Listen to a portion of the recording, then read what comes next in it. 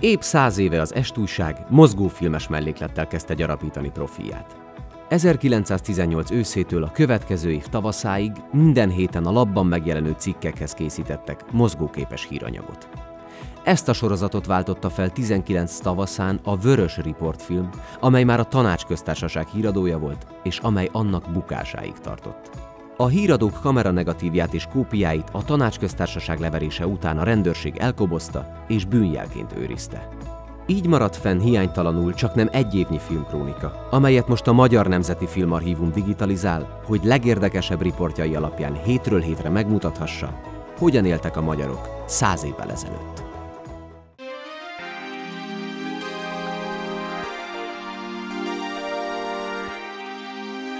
A forradalmi kormányzó tanács nagyszabású rendezvénnyel készült, hogy megünnepelje az első szabad május 1-jét. Az egész város vörösbe öltözött.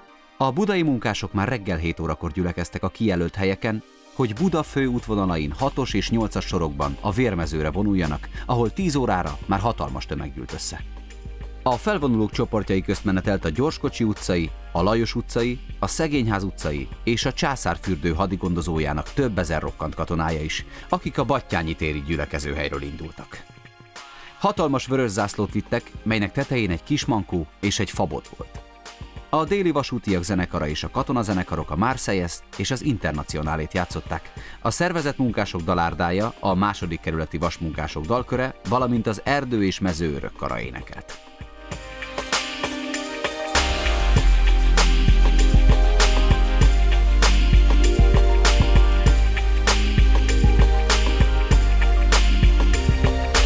Az eseményen megjelent egész Buda és Óbuda proletársága.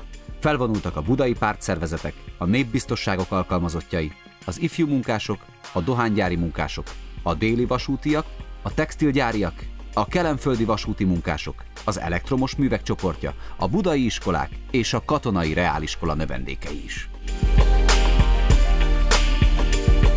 A vörös zászlók és jelvények erdejéből messzire kitűnt a tengerészek fehér nyári egyenruhája, amint végigmasíroztak a Vérmező hatalmas zöld pázsitján. A budapesti tengerész-dandár zászlóaljait a román betörés óta egymás után indították a frontra, akkor épp előző nap búcsúztattak el egyet a parlament előtt.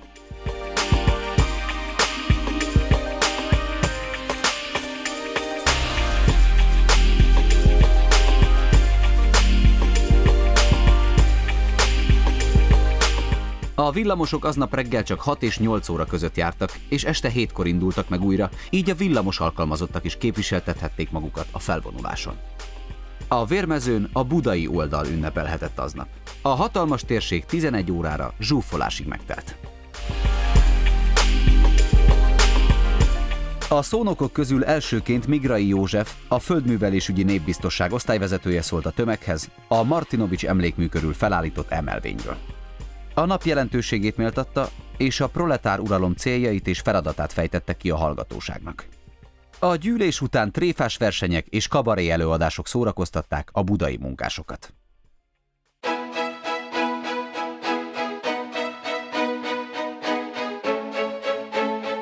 Pesten futóversennyel kezdődött az ünnepség.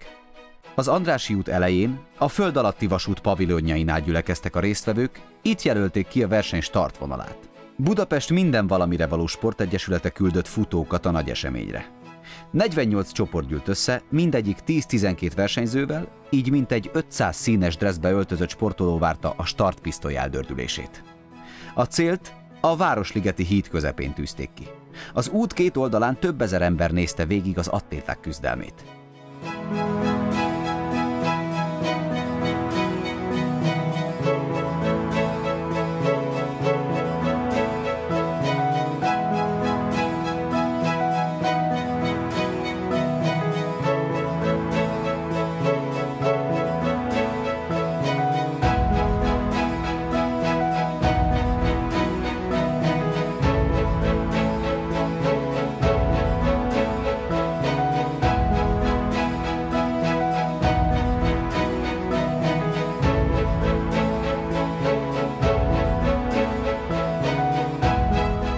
A 2400 méteres távot a Munkás Testedző Egyesület egyik csoportja futotta le elsőként 9 perc 45 másodperc alatt. A második az FTC csapata lett, harmadiknak az MTE egy másik csoportja ért célba. Negyedik az MTK lett, azután az OTE, a MÁV és a BTC csapatai következtek. A 3 katonai csoport közül a távirászok csapata ért be legelőbb. Az MTE győztes csapatának tagjai Vörös Vince, Király Pál, Bese József, Fonyó Márton, Bognár József, Steiner Pál, Kaiser József, Csitbai János, Nánási Árpád, Stajer Béla és Körmendi Miklós voltak. Ők egy értékes dísztárgyat kaptak jutalmul, az első 10 csapat tagjai pedig emlékplakettet vihettek haza.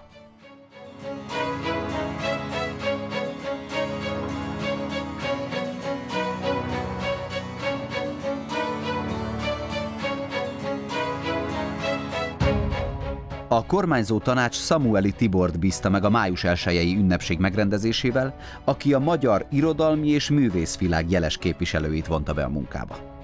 Tarján Vilmos, az EST munkatársa vetette fel, hogy jusson kiemelkedő szerep a sportnak a nap folyamán, mint hogy a sport a proletár tömegek legszélesebb rétegeit is foglalkoztatja. Ennek köszönhetően a főváros összes sportpályáján futballmérkőzéseket, futóversenyeket és kerékpárversenyeket szerveztek egész nap. Az Andrássy úti futóversenyt és a nap összes sporteseményét az MTE elnöke, Grünhut Fülöp és maga Tarján Vilmos rendezte.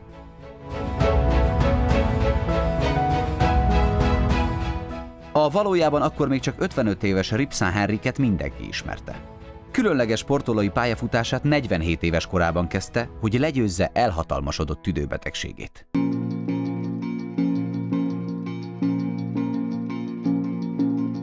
A főváros külterületeiről és belső részeiből a Városliget felé tartó felvonulás legfőbb útvonala az Andrássy út volt. 10 óra felé érkezett az út torkolatához a menet eleje, melynek élén a Magyar Kerékpáros Szövetség sportolói haladtak, vörös szalagokkal díszített kerékpárjaikat maguk előtt tolva. Mögöttük bontakozott ki az egész ünneplő tömeg. A Károly körút felől érkeztek a 8. és 9. kerület munkásai, pártszervezetei, illetve az Erzsébet falvaiak, a csepeliek, a kispestiek és a szentlőrinciek. A húsipari munkások 6 hatalmas szarvú fehér ökör által vont szekérrel jelentek meg.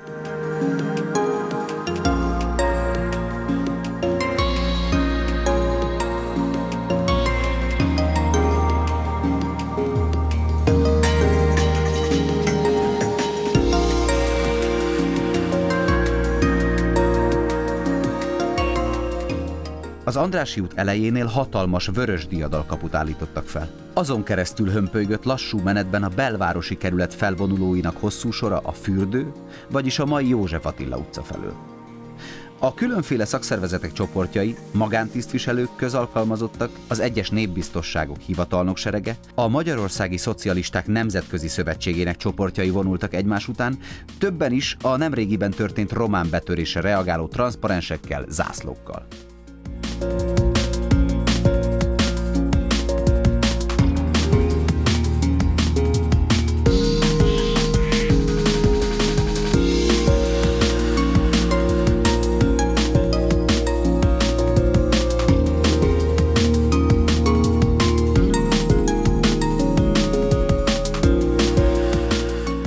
A Váci körút, vagyis a mai Bajcsy-Zsilinszky és Andrássy út sarkán álló épület erkélyéről zeneszó fogadta a felvonulókat. 100 000 közönlöttek késő délutánig a Városliget felé. Az ünnepség helyszínein a Vörös Riport film számára 10 operatőr dolgozott, hogy megörökítse a legfontosabb eseményeket. Az oktogonon forgató operatőrnek is sikerült felvennie a menet elejét. Láthatjuk a kerékpárosok csapatát, amint a térre érkeznek. Nem sokkal ezután a Vesszen a Bolyár imperializmus feliratú zászlót vivő csoport következik, akiket már láthattunk az Andrássy út elején is.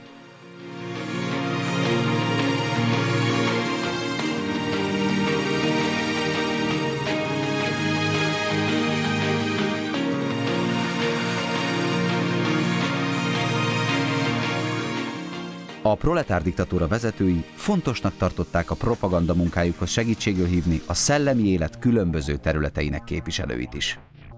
Elsősorban a színészeknek a közönségre gyakorolt hatására számítottak, ezért a színházat minél szélesebb néprétegek számára kívánták elérhetővé tenni. Szorgalmazták a színészek mielőbbi szervezetbe tömörítését, amelyre április 12-én került sor. A frissen alakult szakszervezet május 1-i felvonulásáról szintén az Oktogonon készültek felvételek.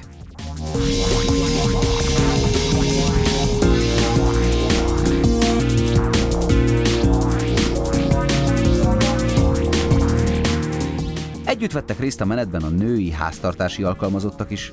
Mindenesek, szakácsnők, házvezetőnők, komornák, szobalányok, takarítónők, cselédek. Olyanok, mint Édes Anna, Kosztolányi regényének hősnője.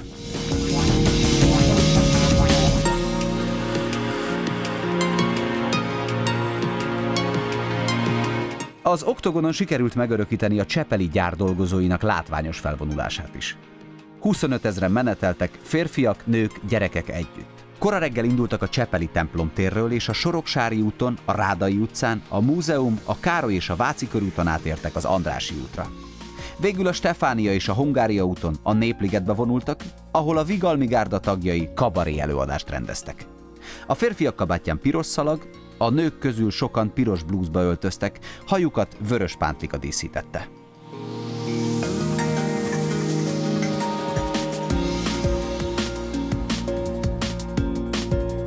Hatalmas szoborba formált jelképeket húztak kocsikon, melyek a munkadiadalát szimbolizálták.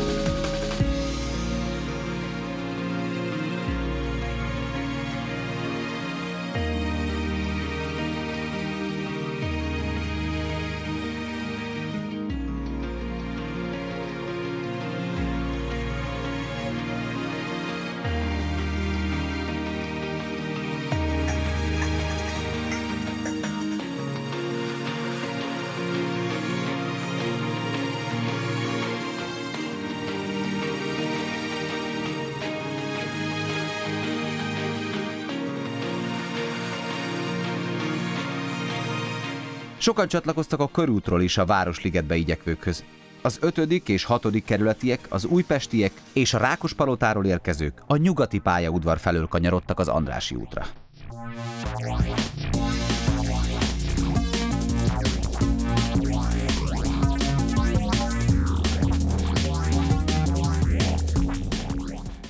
A magasban 10 repülőgép keringett, majd egészen alacsonyra leszálltak, hogy alig 40 méternyi magasságban végigrepüljenek az Andrássy út felett.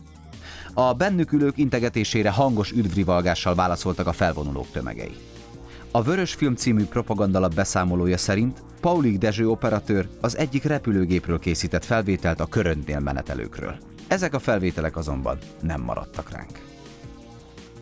Az egyik épület emeleti erkélyéről azonban rátekinthetünk a térre. A város fontosabb pontjaihoz hasonlóan különleges díszítést kapott a körönd is. 2 hatalmas, vörösre festett földgömb jelképezte a proletárság eszméjének terjedését az egész világon.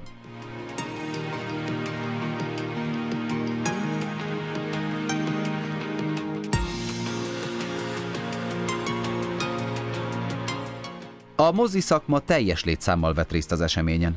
Már reggel 8 óra körül gyülekeztek az Országház előtti téren. Onnan indult el a népes csapat az Andrássy út felé. A filmtisztviselők és a mozik képviselői után következett a fő látványosság, a 6 fehér paripa által vont díszkocsi, amely egy művészien kiképzett hatalmas vörös filmtekercset ábrázolt, mint egy jelképéül a mozgókép szakmának. A kocsi körül 10 jakobinus mezbe öltözött kalapácsos herold vonult, kezükben a szakma jellegzetes emblémájával, a filmtekerccsel. Mögöttük sorakozott fel a mozigépészek népes csoportja, élükön hatalmas vörös zászlóval, amelyen a Vasasok mozigépész csoportja olvasható. Utánuk egy színes, vidám csapat lépkedett, a moziszínészek szakszervezete.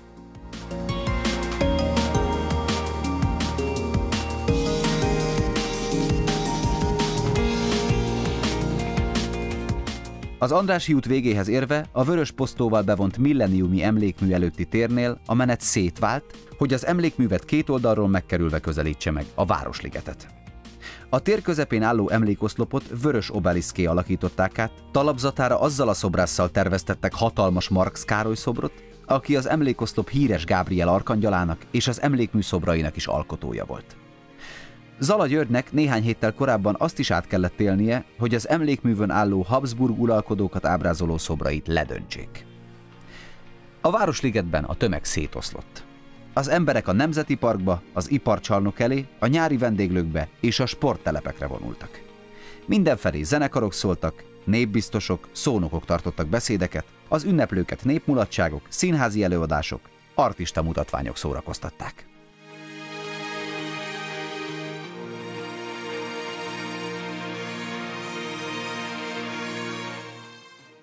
A felvonuló filmesek és a moziszakma képviselői a városligeti Gundel étteremhez igyekeztek, hogy ott ünnepeljenek együtt aznap délután.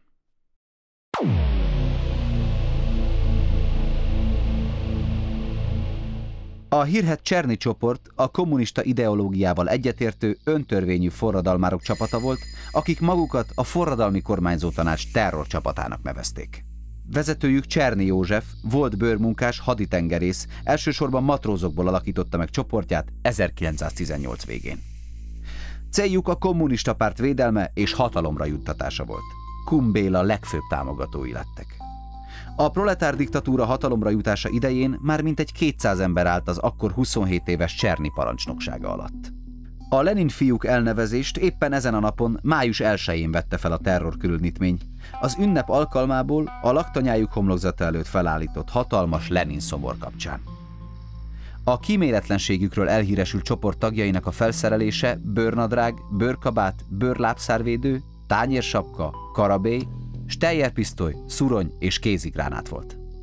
A felvételen a sorfalba rendeződött csoport épp a legfőbb proletár vezetők érkezését várja.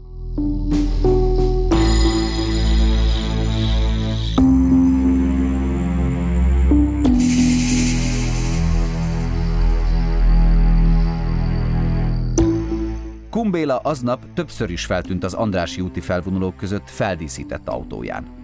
Üdvözölte a menetet a Millenniumi emlékműnél, beszédet tartott a Városligeti tónál, majd Samueli Tiborral együtt az Oktogon szomszédságában lévő Kun vágó laktanyához is ellátogatott.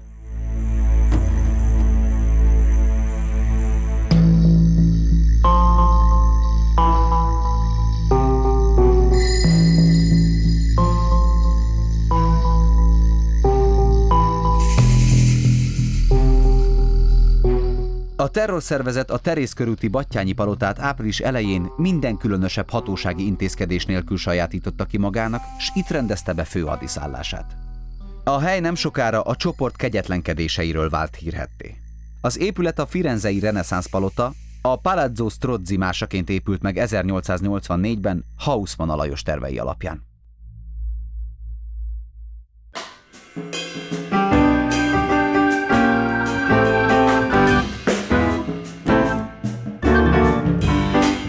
A szigeten aznap délután a gyermekek számára készült programokkal az ünnepség rendezősége.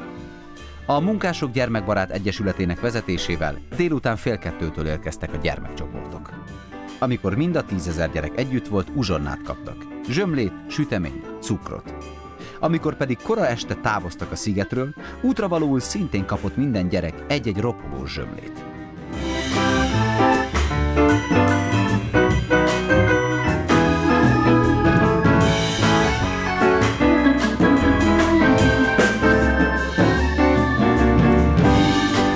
A nagyobbaknak a sziget több pontján is rendeztek játékos sportversenyeket, melyeken a zord időjárás ellenére is szívesen vettek részt. A kisebbeket meseelőadásokkal, cirkuszi mutatványokkal, tréfás versenyekkel szórakoztatták, de sokan a játszótereken töltötték az egész délutánt. Este 6 órakor volt a gyülekező, amikor a gyerekcsoportok egymás után rendben hazaindultak.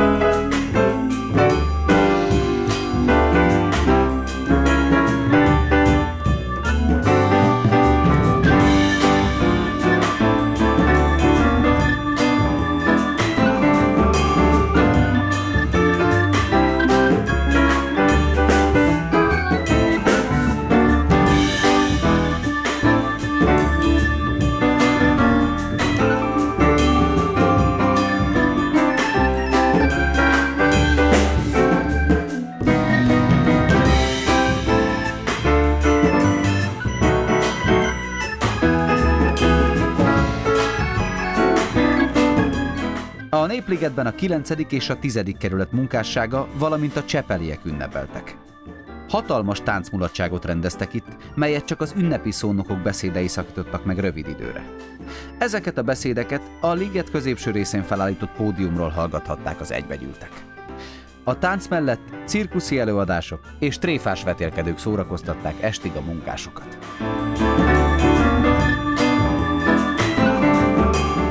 Az Ötvöstéri hajóállomásról aznap délután 3-kor, 6-kor és 8-kor összesen 5 dunai gőzös, a Deák, a Rigó, a Szentendre, a Varjú és a Visegrád vitte sétahajózásra azokat, akiknek szakszervezetük jegyet juttatott. A hajók a soroksári Duna ágig mentek le, majd megfordulva egészen az újpesti Téli kikötőig húztak vissza. Ezt az utat másfél óra alatt tették meg, és egy-egy alkalommal 900 utast vittek magukkal. Az utazóközönséget művészek szórakoztatták előadásokkal és hangversenyekkel, este pedig a kivilágított hajókról nézhették a Citadelláról fellőtt tűzijátékot.